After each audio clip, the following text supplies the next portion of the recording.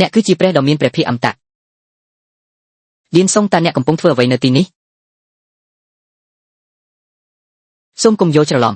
គាត់មិនមែនជាមនុស្សហមតៈទេផ្ទុយទៅវិញវាគឺជាកូនប្រុសដែលមិនគោរពប្រតិបត្តិតាមព្រះជាម្ចាស់ដែលខ្ញុំបាននឹងប្រពន្ធរបស់ខ្ញុំបានមិនចេញពីតាសុរបស់យើងអ្នកស្រីលៀងព្រោះនេះជាបញ្ហាគ្រួសាររបស់អ្នកបន្ទាប់មកយើងនឹងមិនចូលរួមទេរបៀបតើអ្នកក៏នៅទីនេះដើម្បីចូលរួមក្នុងពិធីតាវដែរឬទេតើវាត្រូវបានជ្រើសរើសដោយអ្នករៀបចំដែរឬទេហេតុអ្វីបានជាលោកវីដែលជាបុរសមានបំផុតនៅក្នុងប្រទេសចិនមិនត្រូវបានជ្រើសរើសសិស្សអ្នករៀបចំពិធីបានជ្រើសរើសខ្ញុំសូមអបអរសាទរតោះទៅធ្ងន់ធ្ងរបងប្រុសច្បងខ្ញុំដឹងថាអ្នកកំពុងខឹងព្រោះអ្នកច្រណែននឹងខ្ញុំប្រសិនបើអ្នកមិនបានចាក់ចេញនៅពេលនោះទេប្រហែលជាសេរីរុងរឿងនេះជារបស់អ្នកដែរអ្នកបានប្រើប្រាស់ក្រុមទូរទស្សន៍ផ្កាយរណបដើម្បីរុញយើងឲ្យធ្លាក់ដល់ហ្គេមនៃភាពអស់សង្ឃឹមឥឡូវនេះយើងត្រូវបានជ្រើសរើសជាអ្នករៀបចំពិធីដ៏អស្ចារ្យនេះដោយមានការគ្រប់គ្រងពីព្រះដ៏មានព្រះភិក្ខត្រូវការតែពាក្យមួយម៉ាត់ប៉ុណ្ណោះដើម្បីធ្វើឲ្យក្រុមហ៊ុន V Group ដែលនៅពីក្រោយអ្នកសាយធនដូច្នេះអ្វីតើអ្នកប្រកាសណាស់ថាអមតៈដែលអ្នកនិយាយអំពីនឹងមកជួយអ្នកមែនទេស្រមុកហេតុអ្វីបានជាព្រះដ៏មានព្រះភិក្ខជួយឯងបើមិនមែនជួយយើងនិយាយឲ្យត្រង់ទៅលុតជង្គង់សុំទោសយើងឥឡូវនេះបើមិនដូច្នោះទេខ្ញុំក៏នឹងដាក់អ្នកក្នុងបញ្ជីខ្មៅដែរហេតុអ្វីបានជាអ្នកសើចខ្ញុំសើចចំអកឲ្យខ្លួនឯងហេតុអ្វីបានជាត្រូវចំណាយពេលរហូតមកដល់ពេលនេះដើម្បីដឹងថាអ្នកល្ងងខ្លៅនិងល្ងងខ្លៅប៉ុណ្ណាពាក្យផ្ទុយគ្នាចំណាយពេលមួយអ៊ីងហើយចង់បានមួយម៉ាយអ្នកហ៊ានវីខ្ញុំមែនទេតើអ្នកនាំនាងមកវិញដោយរបៀបណាបងប្រុសច្បងវាគ្រាន់តែសុំឲ្យអ្នកសុំទោសប៉ុណ្ណោះអ្នកខុសមុនគេហើយឥឡូវនេះអ្នកថែមទាំងហ៊ានវីម្ដាយរបស់អ្នកទៀតខ្ញុំដឹងថាឪពុកម្ដាយខ្ញុំនៅជាមួយខ្ញុំតាំងពីខ្ញុំនៅតូចអ្នកនឹងច្រណែននឹងខ្ញុំខ្លាំងណាស់យល់ព្រមបន្ទាប់មកខ្ញុំមិនត្រូវការសុំទោសរបស់អ្នកទេយ៉ាងពិតជាមានប្រាជ្ញាមែនមិនដូចមនុស្សកំណាចមួយចំនួនដែលមិនចេះដឹងគុណទេយ៉ានសុងអ្នកបានធ្វើបាបឆេវៀងនាងថែមទាំងបានព្យាយាមលួចយកឆេវៀងថែមទាំងពីខ្ញុំឥឡូវនេះទៀតផងបើអ្នកមិនសុំទោសខ្ញុំនឹងថ្វាយបង្គំអ្នកនៅចំពោះព្រះភ័ក្ត្រព្រះដ៏មានព្រះភិក្ខសូមប្រយ័ត្នជីវិតរបស់អ្នកអាចស្ថិតក្នុងត្រូវសុំទោសខ្ញុំខ្លាចថាអ្នកនឹងមិនរស់ដើម្បីមើលវាទេអ្នកតើអ្នកចង់សម្លាប់ខ្ញុំមែនទេមូលហេតុនិងផលនឹងនាំមកនៅផលវិបាកនៅទីវាមិនមែនថាយើងនឹងមិនរីកាពេលវេលាមិនទាន់អស់នៅឡើយទេយល់ព្រមមិនព្រមទទួលស្គាល់កំហុសអ្នកថែមទាំងចង់ជេរខ្ញុំទៀតមែនទេអ្នកអន់ជាងសត្វទៅទៀតហ៊ានប្រមាថគ្រូខ្ញុំយ៉ាងម៉េចវាច្បាស់ណាស់ថាអ្នកជាអ្នកដែលចង់បដូរតម្រងនោមឲ្យយ៉ាន់ឆេវដំបូងឡើយពួកគេបានបញ្ឆោតអារម្មណ៍របស់គ្រូខ្ញុំបន្ទាប់មកពួកគេបានរុញគាត់ចេញពីបានធ្វើពុតជាមានគ្រោះថ្នាក់ដើម្បីលួចយកតម្រងនោមរបស់គាត់តាមរយៈការពួកគេថែមទាំងនិយាយថាវាជាកំហុសរបស់អ្នកនេះហើយដែលធ្វើឲ្យខ្មៅខ្លាចជានេះគឺជាតម្លៃដ៏ធ្ងន់ធ្ងរតែមួយគត់របស់គាត់នៅតែអាចប្រើបាន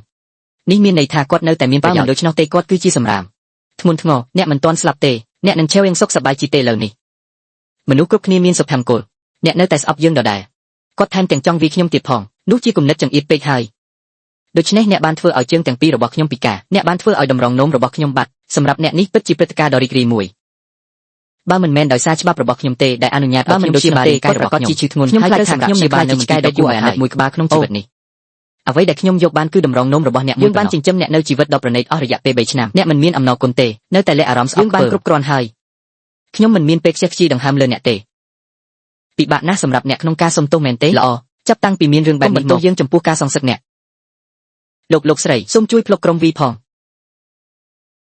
បានជួយគ្រួសារយ៉ានរបស់យើងឲ្យកាត់ផ្ដាច់ការពឹងផ្អែករបស់មនុស្សកំណាចដែលមិនចេះដឹងគុណខ្ញុំគ្រប់គ្រងអ្នកស្រីលៀងយើងគ្រប់គ្រងគ្រួសារយ៉ានខ្ញុំគ្រប់គ្រងលោកយ៉ានស៊ីខ្ញុំគ្រប់គ្រងលោកយ៉ានស៊ីខ្ញុំគ្រប់គ្រងអ្នកស្រីលៀងក្រុមហ៊ុន V Group ត្រូវតែបិទតើគាត់ពិតជាគិតថាដោយសារតែគាត់ជាបរិសុទ្ធមានបំផុតគ្មានអ្នកណាហ៊ានអស់គ្នាមានទេក្លាហានខ្លះហើយខ្ញុំសូមអំពាវនាវដល់អ្នកទាំងអស់គ្នាបើមិនធ្វើឆ្នាំទេអ្នកនឹងមិនអាចទ្រាំទ្រនឹងផលវិបាកបានទេគុំនិយាយថាវាមិនច្បាស់លាស់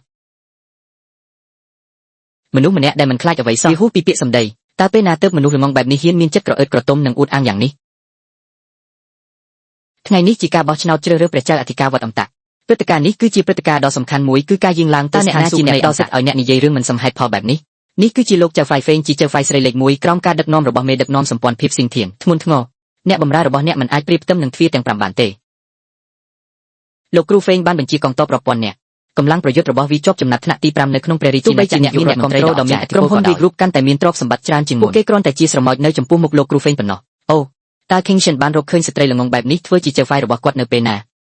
ក្មេងប្រុសគ្រូសាយ៉ានពិតជាអស្ចារ្យមែនតើអ្នកហ៊ាននិយាយរឿងបែបនេះទេស្រមុកក្រុមយ៉ានឥឡូវនេះត្រូវវិនិច្ឆ័យដោយសារតែមនុស្សម្នាក់នេះមាត់ឯងធំម្លេះអ្នកទស្សនា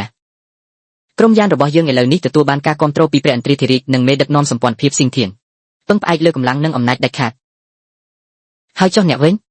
ឥឡូវនេះទទួលបានការគាំទ្រពីក្រុមហ៊ុន V Group ដែលកំពុងហៀបនឹងបិទទ្វារនិងខ្សែធនតើអ្នកមានសិទ្ធិអ្វីមកស្រែកដាក់យើងនៅទីនេះគ្រូ អត្តសញ្ញាណរបស់អ្នកមនុស្សមិនគួរជ្រៀតជ្រែកច្រើនពេកទេមនុស្សធម៌ទុកវាឲ្យខ្ញុំស្រមុកពួកគេក៏ជ្រៀតជ្រែកក្នុងកិច្ចការរបស់មនុស្សផងដែរតើអ្នកគិតថាអ្នកជានរណាទោះបីជាក្រុមហ៊ុនវីរបស់យើងត្រូវបានអ្នកដាក់ចូលក្នុងបញ្ជីខ្មៅនិងខ្សែធនក៏ដោយអ្នកមិនសមនឹងទទួលបានការសុំទោសដោយស្មោះត្រង់ពីខ្ញុំទេអ្នកមិនអាចធ្វើជាយ៉ានសុងបានទេចាំមួយ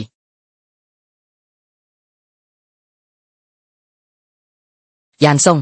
អ្នកហ៊ានវីខ្ញុំមែនទេឈិនមិនអាចគ្រប់គ្រងឆ្កែរបស់គាត់បានទេខ្ញុំនឹងទទួលបន្ទុកជំនួសគាត់អ្នកឈួតហើយតើអ្នកដឹងទេថាខ្ញុំជានរណាបានបញ្ចប់បងប្រុសខ្ញុំធ្វើបាបលោកគ្រូហ្វេងតើឱកាសបោះឆ្នោតដែលយើងទទួលបានដោយលំបាកនឹងត្រូវលុបចោលដែរឬទេនេះហ្វីនេះជាឱកាសដែលយើងបានតស៊ូយ៉ាងខ្លាំងដើម្បីវាអ្នកមិនអាចគិតអំពីការបំផ្លាញវាបានទេថ្ងៃនេះខ្ញុំនឹងបង្រៀនមេរៀនមួយដល់អ្នកទាហានធ្វើចលនារបស់អ្នកវាគាត់រហូតដល់គាត់ទទួលស្គាល់កំហុសរបស់គាត់ហ៊ានធ្វើម៉េចមិនខឹងគ្រូខ្ញុំលោកគ្រូបានបង្រៀនយើងអ្នកដោះស្រាយវាអ្នកគិតថាអ្នកជាមនុស្សមានបំផុតនៅលើពិភពលោកមែនទេអ្នកគ្រប់គ្រងរបស់យើងគឺឆៃខេងសិនត្រូវហើយយើងនឹងមិនបង្ហាញសេចក្តីមេត្តាករុណាចំពោះស្ត្រីឡើយចាត់ការទូទៅយ៉ាងមិនសុំទោសថ្ងៃនេះទេយើងនឹងបំបាក់ជើងអ្នកបម្រើនេះបន្ទាប់មកសាកល្បងមើលលោកគ្រូហ្វេងខ្ញុំសូមណែនាំឲ្យអ្នកទូរស័ព្ទទៅយីឆេងសិនឥឡូវនេះដើម្បីជៀសវាងការប្រមាថនរណាម្នាក់ដែលអ្នកមិនគួរធ្វើលោកគ្រូហ្វាងកុំស្ដាប់ពាក្យមិនសមហេតុផលរបស់គាត់ខ្ញុំមានការគោរពយ៉ាងខ្ពង់ខ្ពស់បំផុតចំពោះតម្លៃនិងសមត្ថភាពផ្ទាល់ខ្លួនរបស់ខ្ញុំទស្សនាទូរស័ព្ទមកខ្ញុំកុំភ្លេច follow និងចុច like share ឲ្យ admin ម្នាក់មួយផង